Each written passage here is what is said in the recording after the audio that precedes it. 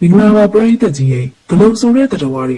ကမြမတနာကြီးထဲမှာတော့အင်မတန်မှစွမ်းအားကြီးတဲ့ညမျိုးနဲ့ဝင်းတတဝါတွေပဲဖြစ်ကြပါတယ်။သူတို့တွေဟာကောင်းကင်တစ်ခုလုံးကိုအစိုးရပြီးတော့ပင်လယ်ထဲမှာရှိတဲ့ငကားကြီးတွေကိုတော့မှအမဲလိုက်တက်ဖြတ်ပြီးတော့အစားတောက်နိုင်မှသိရတယ်နော်။ဒါပေမဲ့မြမတနာကြီးတွေကဂလုံးတွေကတော့အနောက်တိုင်းကငကားလို့ခေါ်တဲ့ပြန်နိုင်တဲ့တတဝါတွေနဲ့ပုံစံဆင်တူကြပြီးတော့ Greenfield လို့ငှက်တွေနဲ့လည်းတူပါသေးတယ်။ဒါကလည်းကာလဒေတာအလိုက်အခေါ်အဝေါ်တွေပုံစံတွေကွဲသွားတာဖြစ်နိုင်ပြီးတော့တစ်ချိန်လုံးကကမ္ဘာကောင်းကင်ထက်မှာဂလုံးကြီးတွေကြီးစိုးခဲ့တဲ့အချိန်တစ်ခုရှိနေနိုင်ခဲ့ပါတယ်။နောက်ပြီးတော့ Mesozoic era လို့ခေါ်တဲ့လုံကြီးမားတဲ့တဝါကြီးတွေသွားလာကျဆားခဲ့တဲ့ခေတ်တုန်းကတည်းကဂလုံးတွေဟာရှိခဲ့နိုင်ပြီးတော့ Limestone လို့ခေါ်တဲ့ကမ္ဘာပြက်ကိန်းမှာပြန်တန်းနိုင်တဲ့အတွက်လွန်မြောက်လာခဲ့တာလည်းဖြစ်နေနိုင်ပါတယ်။ပြူခေတ်ကိုရောက်တာတော့ရှုပ်ပြန်ကြီးလို့ခေါ်တဲ့တဝါကြီးအသက်ရှင်နေခဲ့ပုံကိုထောက်ရင်တော့ဂလုံးတွေဟာလည်းတနည်းနည်းနဲ့အသက်ရှင်နေနိုင်ခဲ့ပါသေးတယ်။ဟုတ်ကဲ့ပါပရိသတ်များရှိဒီနေ့မှာတင်ဆက်ပေးချင်တာကတော့ဂလုံးတွေအကြောင်းဖြစ်ပြီးတော့ကမ္ဘာအရက်ရက်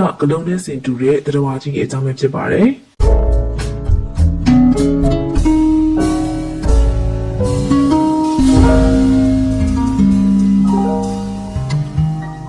ဂလုံးဆိုတဲ့တဝါကတော့ဥဒ္ဓဘာသာမှာလည်းရှိရမှာမဟုတ်ပါဘူး။ဂျိန်းဘာသာနဲ့ဟိန္ဒူဘာသာမှာလည်း၄ယောက်နဲ့တူတဲ့မြင့်မြတ်တိုင်းငန်းဆိုပြီးတော့ဖော်ပြထားပါသေးတယ်။နောက်ပြီးတော့ဂလုံးဆိုတဲ့နာမည်ဟာဆိုရင်လေ၄သုံးဝင်ကိုစောင်းယူတတ်သောတဝါသည်ဂလုံးမီအီဆိုပြီးတော့မကတအပိဓမ္မာရေးထားပါတယ်။ဒါအပြင်ဂလုံးတွေဟာညတ်တို့ရဲ့ဘီရင်ဖြစ်ပြီးတော့ပါဠိဘာသာနဲ့ကနုနာရာဇာလို့ခေါ်ပါတယ်။ဂလုံးတွေဟာငကားတွေကိုနှိမ်နှင်းတပ်ဖြတ်နိုင်ပြီးတော့သူတို့ရဲ့အတောင်တွေကရွှေအစင်းလိုတောက်ပြောင်လှပကြပါတယ်လို့အထာကတာကျမ်းတွေမှာဖော်ပြထားပါသေးတယ်။ဂလုံးကိုတက္ကတဘာသာနဲ့ဂရုတာလို့ခေါ်ပြီးတော့ဟိန္ဒူဘာသာမှာဆိုရင်တော့လေသနုနတ်ဘုရားရဲ့စီးတော်ရင်မှာမြန်မာရှေးဟောင်းကျမ်းစာတွေမှာဖော်ပြထားတာကတော့ဂလုံးတွေဟာနိုင်ငံကြီးတစ်နိုင်ငံတော်ထူထောင်ထားကြပါသေးတယ်တဲ့။အဲဒီဂလုံးတိုင်းပြည်ကြီးမှာဂလုံးပေါင်းတောင်းနဲ့ချီတိတ်နဲ့ချီပြီးတော့နေထိုင်ကြပြီးတော့လူတွေလိုပဲအုပ်ချုပ်ရေးရန်ရာတွေရှိပါတယ်။အဲဒီဂလုံးတိုင်းပြည်ကြီးကိုဂလုံးနမင်းကြီးကအုပ်စိုးတော့တကယ်ကိုအစဉ်တန်းမြင့်မာတဲ့ရှေးဟောင်းသက်ရှိအဖွဲ့အစည်းတစ်ခုလည်းဖြစ်ပါတယ်။ဂလုံးတိုင်းပြည်ကြီးဟာဆိုရင်အင်မတန်ကိုမှကြီးမားကျယ်ပြန့်ပြီးတော့နေထိုင်တဲ့ဂလုံးတွေကလည်းအရွယ်ဆောင်အမျိုးမျိုးရှိပါသေးတယ်တဲ့။အဲဒီတဲမှာစွာအကြီးဆုံးနဲ့အကောင်အကြီးမားဆုံးဖြစ်တာကတော့ဂလုံးပြည်ကြီးပါ။ပန္ဒရကဇက်တော်ထဲမှာဆိုရင်ဂရမမြတ်စွာဘုရားအလောင်းတော်ဟာဂလုံးမင်းဖြစ်ခဲ့ဘူးရဲ့လို့ရည်သားထားပါသေးတယ်။ဗီဒင်ကျမ်းကနေမှာဆိုရင်လည်းတနင်္ဂနွေကျိုးရဲ့အမှတ်သားကဂလုံးဖြစ်ပြီးတော့ရဲရင်ချင်းခွန်အားဗလာကြီးချင်းအောင်မြင်ခြင်းတို့ကိုကူစားပြုပါတယ်တဲ့။ဟိန္ဒူဘာသာမှာကတော့ဂရုတာလို့ခေါ်တဲ့ဂလုံးငက်ကရွှေရအစင်းရှိတဲ့လူသားကိုအဖြူရောင်မျက်နှာတနည်းအောင်တောင်းမှန်တဲ့သိန်းငန်းနှုတ်သီးရှိရလို့ယုံကြည်ထားကြပါတယ်။ဂလုံးတွေဟာခေါင်းပေါ်မှာတက်ပူစားပြီးတော့နေရာကိုယ်တော်ပိတ်ဆို့ထားနိုင်လောက်တဲ့အထိကြီးမားတဲ့ခန္ဓာကိုယ်ကြီးတွေပိုင်ဆိုင်ထားကြပါတယ်တဲ့။မဟာဗာရတကျမ်းမှာတော့ဂလုံးငက်တွေ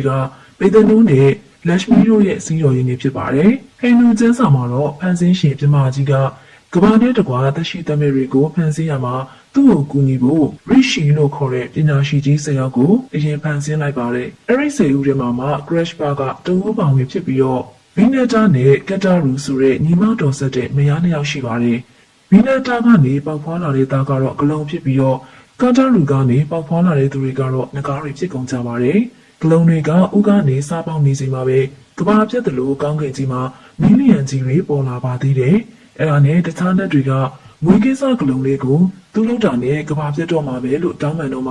သူ့ရဲ့အရွယ်အစားနဲ့ခွန်အားကိုရှော့ချပေးခဲ့ပါတယ်တဲ့။မွေးကလေးကအတော်လေးချက်နဲ့တရဝါတစ်ကောင်ဖြစ်ပါတယ်နော်။ဂလုံးရဲ့မိခင်ဖြစ်တဲ့ဗီနက်တာက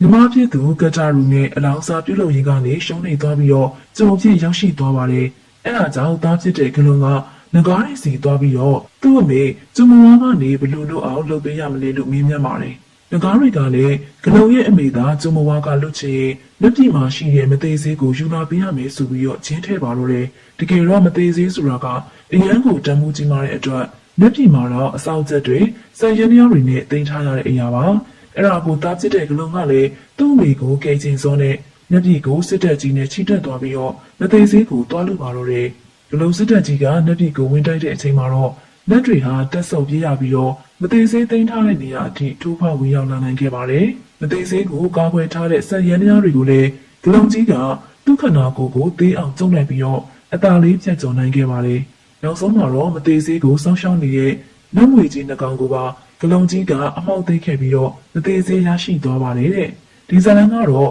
ဝူခုံးဇလန်နဲ့နည်းနည်းတော့အဆင်တူရတင်ပါတယ်နော်ဒါမှမဟုတ်အိန္ဒိယကဂလုံးဇလန်ကတရုတ်ပြည်ရောက်မှမြောက်ဇလန်ပြောင်းသွားတာလေးဖြစ်နိုင်ပါတယ်အဲ့ဒါနဲ့မသေးသေးရပြီဆိုတော့ဂလုံးတွေကနက်ပြည်ကပြန်စင်မှာဘေဒနိုးနမင်းကြီးနဲ့ထိတ်တိုင်တွေ့ကြပါတော့တယ်ဒါပေမဲ့ဘေဒနိုးနမင်းကြီးက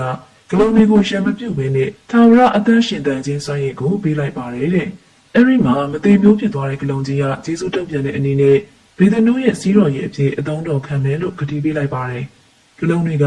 ဘေဒနိုးနမင်းနဲ့တွေ့ပြီးတော့ဆက်လက်ထွက်ခွာလာရင်လမ်းမှာအင်ဒရာတကြားမင်းနဲ့ထပ်တွေ့ပါသေးတယ်တကြားမင်းကလည်းဂလုံးတွေကိုတိုက်ခိုက်တာမျိုးမလုပ်ပါဘူးအရီစာဂလုံးတွေကိုမျက်ပင်ရင်ဖွဲ့ချိမိလိုက်ပြီးတော့ရာရာဆဆာနဲ့ပြည်ကိုစစ်မြေပြင်ဖြစ်အောင်ဂျင်းထည့်လိုက်တဲ့ငကားတွေကိုဂလုံးစာအဖြစ်နဲ့ပေးအပ်လိုက်ပါတော့တယ်ဂလုံးတွေကလည်းအရီချိန်ကြတော့မှတပြင်းချနိုင်ပြီးတော့သူတို့အမေကိုငကားရီစီကပြန်သွားရွေးဖို့ငကားပြည်ကိုစိတ်ကြပါတော့တယ်ငကားပြည်ကိုဂလုံးတွေရောက်လာပြီးတော့သူတို့အမေကိုကြုံဖြစ်ကနေပြန်ရွေးတဲ့အခါမှာတော့ငကားတွေကတော်တော်လန့်သွားကြပါတယ်ဘာလို့လဲဆိုတော့အစာကလေးကငကားတွေကဂလုံးတွေရဲ့မိခင်ကိုပြန်လွတ်ပေးဖို့စိတ်ကူးမရှိရပြင်လက်ပြည်ကိုစစ်သွားတိုက်တဲ့ဂလုံးတွေအကုန်တေကုန်မယ်လို့ထင်နေခဲ့တာပါဒါပေမဲ့ဂလုံးတွေကလက်ပြည်ကိုဝင်တိုက်နိုင်ရုံသာမကသူတို့လက်ထဲမှာလည်းမသေးသေးကြီးကင်ပြီးတော့ရောက်လာနေပါပြီအဲ့ဒါနဲ့ငကားတွေကဂလုံးတွေကိုအချိန်ဆွဲပြီးတော့မသေးသေးကိုပွဲခမ်းနားနဲ့တောက်ပြီးမှသူတို့မိကိုပြန်လွတ်ပေးမယ်ဆိုပြီးတော့မရရအောင်အချိန်ဆွဲပါတော့တယ်ဒါပေမဲ့ငကားတွေကအခမ်းအနားပြင်ဆင်နေချိန်အတွင်းမှာပဲတကြားမင်းကငကားတွေလက်ထဲမှာရှိတဲ့မသေးသေးကိုဝင်ခိုးသွားပါတော့တယ်။ပွဲလဲဆရောမသေးသေးကြီးကပြောင်းသွားတဲ့အချိန်မှာငကားတွေကဂလုံးတွေခိုးသွားတယ်လို့ဆွဆွဲကြရင်းနဲ့ဂလုံးတွေကလည်းငင်းကြရင်ထားကြကြရာကနေငကားနဲ့ဂလုံးစစ်ဖြစ်ကြပါတော့တယ်။ဒါပေမဲ့ဂလုံးတွေကဘေဒနိုးရဲ့အစွမ်းကိုယာထားရုံသာမကအစာကလေးကငကားတွေတက်အင်အားကြီးရဲ့တရဝါတွေဖြစ်ကြတာမလို့ဂလုံးတွေနိုင်သွားပြီးတော့ကျန်ရှိရဲ့ငကားတွေကဂလုံးတွေရဲ့တပ်ဖြတ်စားတောက်ခြင်းကိုခံကြရပါတော့တယ်။ဒါကတော့သူများပစ္စည်းကြောင့်ကြံရကနေကိုယ်ပဲခံလာရတဲ့ငကားတွေရဲ့ဖြစ်ရပါပဲနော်။ဂလုံးတွေကမြန်မာအရေးမှာလည်းပါဝင်ခဲ့ပါသေးတယ်။1930ပြည့်နှစ်မှာပဲဆရာဆန်ကလေသမားတွေစုပြီးတော့ဗြိတိရှအစိုးရကိုစတင်ပုံကံมาလို့တယ်။ဒါကိုတောင်သူလေသမားအရေးတော်ပုံစုပြီးတော့ခေါ်ပြီးတော့ပထမအကြိမ်လေသမားတွေအင်္ဂလိပ်ကိုပြန်ချတာလည်းဖြစ်ပါတယ်။အဲဒီမှာဆရာဆန်ကအင်္ဂလိပ်ဆိုတာစနေနဲ့ငကားဆိုတော့ငကားကိုနိုင်တဲ့တနင်္ဂနွေဂလုံးစုပြီးကောင်းယူရင်းနဲ့ဂလုံးတက်ဖွဲ့ဖွဲ့စည်းခဲ့ပြန်ပါတယ်။သူ့ကိုယ်သူတော့သူ့ပန်နာကဂလူနာရာစာဆိုတဲ့ဂလူနာမင်းပွဲခံပါသေးတယ်။မြမစာပေတွေစီရေးစေးရာနေပြူဟာရီမှာလည်းဂလုံးတွေအကြောင်းမကြာခဏရေးပွဲထားပါသေးတယ်။စစ်စင်စစ်တရမှာဂလုံးတောင်မှပြတ်နေပုံစံပါရှိပြီးတော့ရုံးရင်းစကဲဖြစ်တာကိုငကားကိုဂလုံးလိုက်တယ်လို့ဆိုပါတယ်။စေးပေဝါပေနေမှာလည်းဂလုံးလက်သေးဆိုတာရှိပြီးတော့မတိပုံမြင်နေမှာဆိုရင်ကဘာမှာဟိုအရင်ကဂလုံးလိုကြီးမားတဲ့ငှက်တွေရှိခဲ့ပါလေတဲ့တခြားအာရှနိုင်ငံတွေမှာလည်းဂလုံးနဲ့ပုံစံတူတဲ့ငှက်အကြီးကြီးတွေရှိခဲ့ပါသေးတယ်ထိုင်းနိုင်ငံရဲ့တော်ဝီအလန်တော်ဟာဆိုရင်ဂလုံးငှက်အတောင်ပံဖြတ်နေတဲ့ပုံစံဖြစ်ပြီးတော့ဂလုံးအမှတ်သားကိုတောင်ဝင်တစိမ့်တို့လိုအရေးကြီးတဲ့နေရာတွေမှာအသုံးပြုကြပါတယ်ထိုင်းနိုင်ငံလေးမကပါဘူးအင်ဒိုနီးရှားနိုင်ငံမှာဆိုလည်းဂလုံးငှက်ကိုနိုင်ငံအမှတ်တစိမ့်အဖြစ်နဲ့အသုံးပြုကြပါသေးတယ်